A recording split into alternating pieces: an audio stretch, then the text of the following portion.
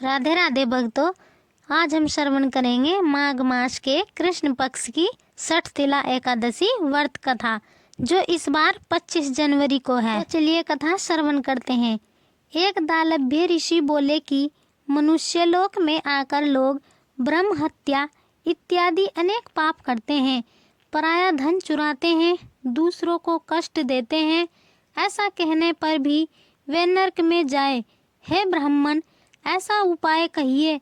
हे भगवान, अल्प दान करने से अनायास पाप दूर हो जाए, उसे कहिए। पुलस्त्य मुनि बोले, हे महाभाग, तुमने बहुत सुंदर प्रश्न किया है, जिसको ब्रह्मा विष्णु और इंद्रियादि देवताओं ने किसी से नहीं कहा। दूसरे पूछने पर उस गुप्त बात को तुमसे कहूँगा। माघ मास के आरंभ में ही शुद्धता से स्नान करके इंद्रियों को वश में करें।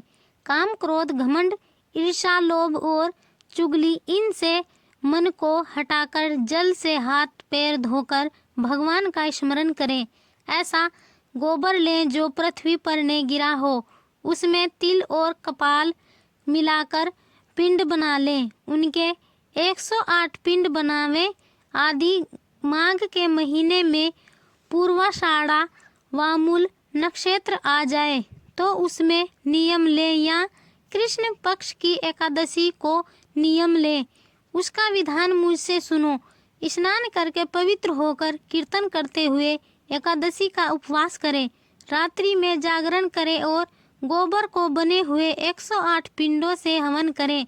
शंख चक्र गदाधारी भगवान का पूजन करें। चंदन अगर कपूर चढ़ावें। बुरा मिला हुआ नैवेद्य चढ़ाकर बारंबार कृष्ण का नाम स्मरण करें। हे विप्रदेव, पेठा, बिजोरा और नारियल आदि से पूजा करें। यदि इन सब का अभाव हो तो सुपारी ही श्रेष्ठ है। फिर अर्घ देकर जनार्दन का पूजन करके प्रार्थना करें, हे कृष्ण, आप दयालु तथा पापियों को मोक्ष देने वाले हो। हे जगपते, मेरे दिए हुए अर्घ को भी लक्ष्मी समेत स्वीकार करिए। फिर छत्र, उपान्ह और वस्त्र ब्राह्मणों को पूजन करें।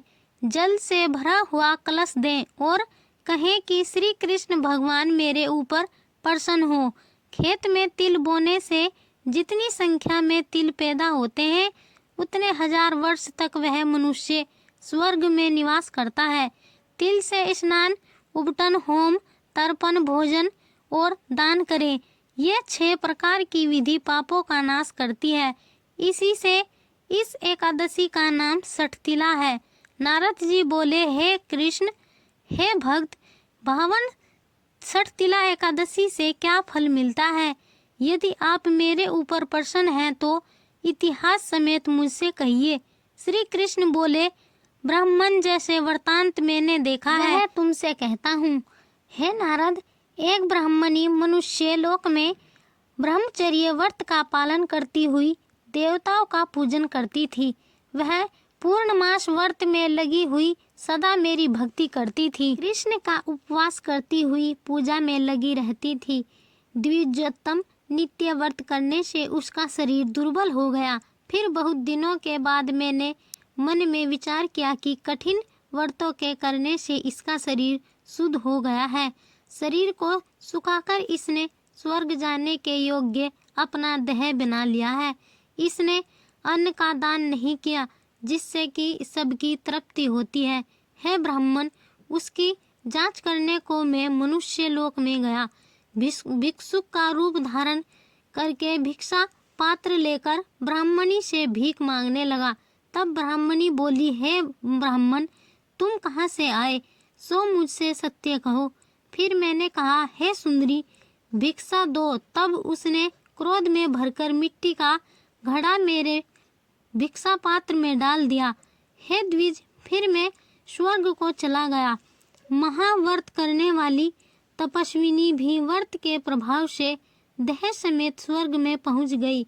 मिट्टी के पिंड दान करने से उसको एक सुंदर घर मिल गया, परंतु उस घर में अन्न और धन नहीं था। हे विप्र, जो उसने प्रवेश किया तो वहाँ कुछ भी नहीं देखा।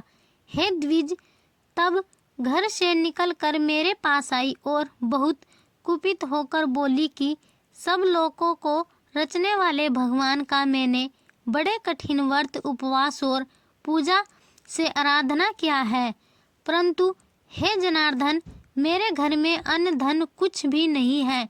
तब मैंने उससे कहा कि तू जैसे आई है उसी तरह अपने घर चली जा।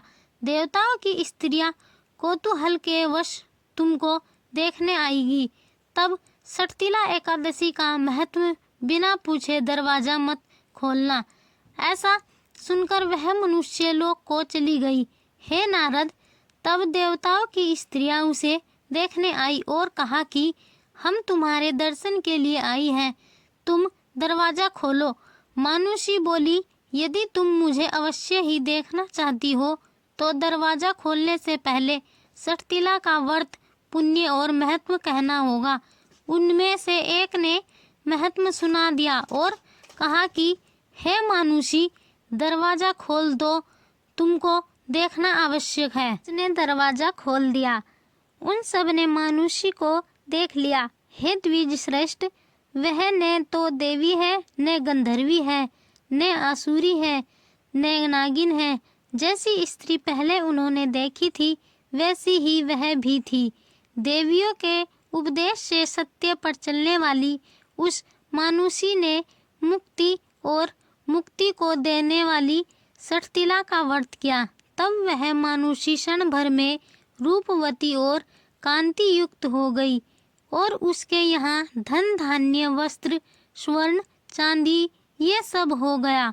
विधि पूर्वक किया हुआ दान सब पापों को नाश करता है। हे मुनि सत्तम, इससे शरीर में अनर्थ अथवा कष्ट नहीं होगा। तो भक्तों, यह थी माघ मास के कृष्ण पक्ष की सठतिला एकादशी व्रत कथा।